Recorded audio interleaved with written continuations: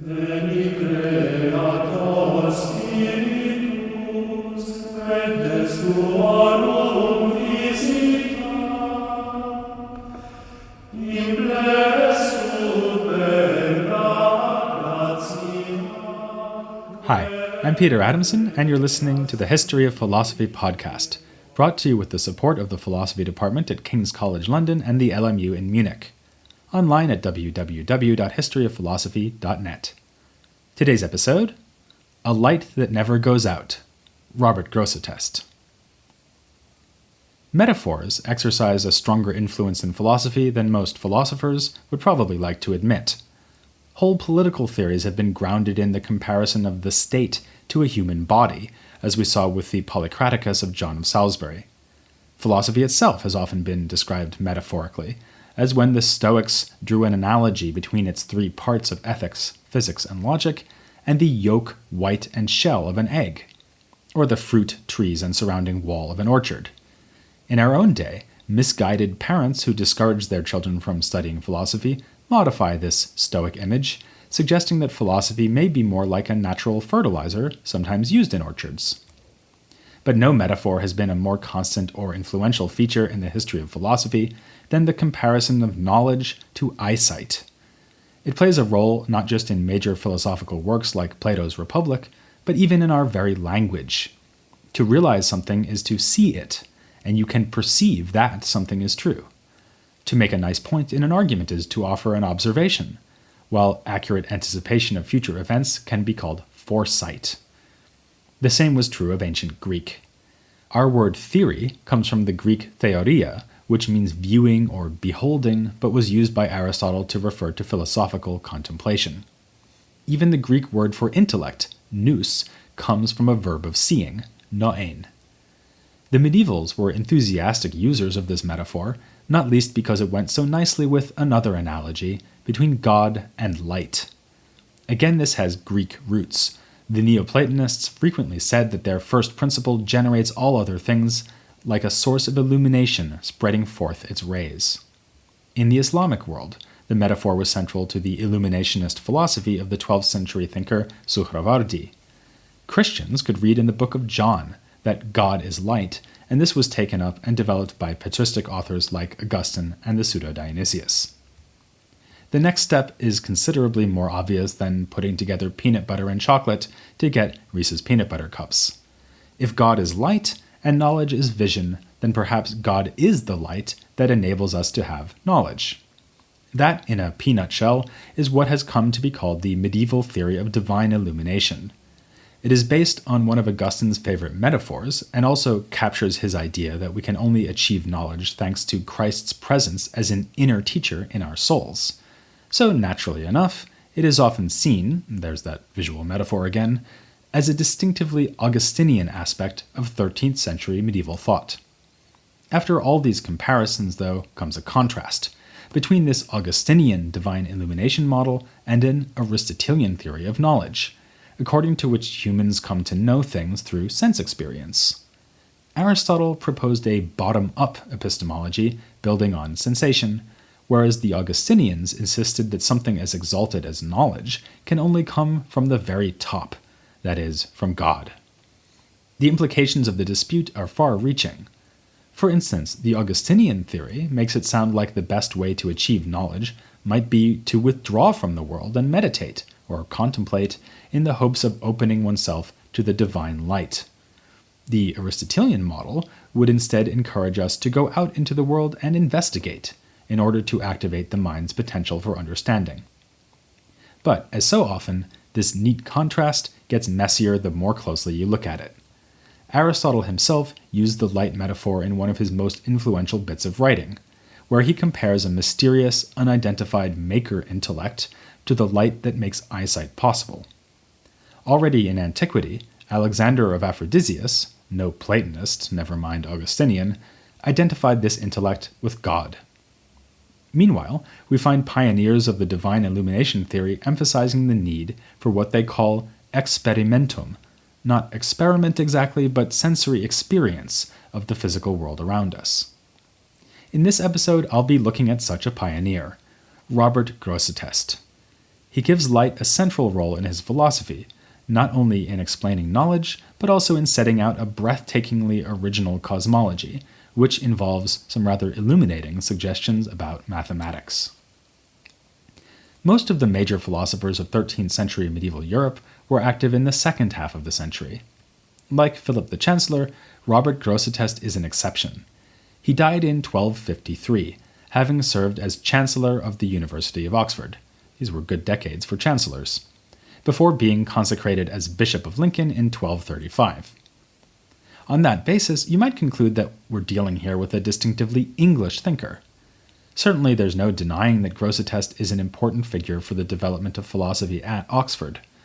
There is a scholarly controversy lurking here, though, since some have proposed that Grosseteste must have received an intellectual formation in Paris. Wherever he received his initial education, he wasn't content to stop learning. In the early 1230s, when he was already into his 60s, he decided to learn Greek. His motivation was probably, above all, theological. He wished to read the New Testament in the original. He was able to draw on the assistance of Greek-speaking scholars, who had begun to travel in Europe more frequently following the Crusaders' sack of Constantinople in 1204.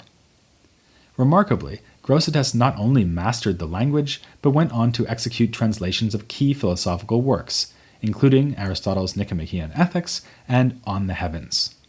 He also consulted and translated Greek commentaries on these works from the late ancient and Byzantine periods. This aspect of Grosseteste's career is apt to remind us of the 9th century translator and philosopher Eriugena. They even both translated writings of Dionysius. Grosseteste's light-based speculations also tend to make him seem a distinctively Platonist thinker, not unlike Eriugena. But Grosseteste was doing philosophy in the 13th century, and that almost always meant studying the works of Aristotle. He was no exception. Grosseteste's understanding of knowledge as involving illumination from God features in his comments on that key work of Aristotelian epistemology and scientific theory, the Posterior Analytics. Confronted with Aristotle's pronouncement that we have demonstrative knowledge of something only when we know its cause, Grosseteste says that he couldn't agree more. He's also happy to sign up to the doctrine that knowledge must be universal in character. The illuminationist theory comes in when he explains how we are able to have such knowledge. Universals, Grosseteste explains, appear at numerous levels of reality. They exist in physical things around us as their forms, and that sound you hear is Peter Abelard turning in his grave. Universals exist in the heavens and in the minds of angels, and finally, and most importantly, they exist in God's mind as the eternal, paradigmatic reasons of things. That other sound you hear is Aristotle turning in his grave, as Grosseteste says that the whole theory of demonstrative knowledge can only work if we factor in these rather Platonist-sounding divine ideas. They are not only the source of all universality, but also the true causes of all created things. And you did say, didn't you, Aristotle, that we can only know things by knowing their causes? But we shouldn't get carried away in emphasizing the perversely anti-Aristotelian nature of Grosseteste's commentary on Aristotle. He is totally committed to Aristotle's idea that humans cannot reach knowledge without sensation. Admittedly, he does have a distinctively Christian reason for this, which is that in our fallen state, we cannot just know things in God's light. Instead, we must engage in laborious empirical study to make up for our weakness as knowers. But, as Grosseteste puts it, knowledge comes to us via the senses, but not from the senses, for no knowledge would be possible without the illumination provided by the divine light. Even people who know nothing of God are, unbeknownst to themselves, grasping truths in the light of God's reasons. I should head off a common misconception at this point, which is that theories of divine illumination always involve simple acts of awareness, inexpressible in language and perhaps even mystical in character. This is certainly not Grosseteste's view. Though he sometimes talks as if we grasp simple essences in God's light, he more usually mentions it to explain how we grasp complex propositions. Otherwise, he could hardly integrate this theory into a discussion of Aristotelian demonstration. The contribution of divine illumination is to ground the certainty of syllogistic arguments. When we reach a demonstration, our minds come a bit closer to God's own mind, which, of course, permanently understands the causes or reasons of everything. It is, however, important to him, as it would be for some more mystical authors, to assert that in the ideal case, we have a direct illumination from God. This is the situation of the blessed in the afterlife. They will enjoy a grasp of God without mediation, as Grosseteste puts it. On this point, he is willing to voice a rare explicit disagreement with Dionysius, whose relentless emphasis on divine transcendence didn't allow for such a direct vision of God.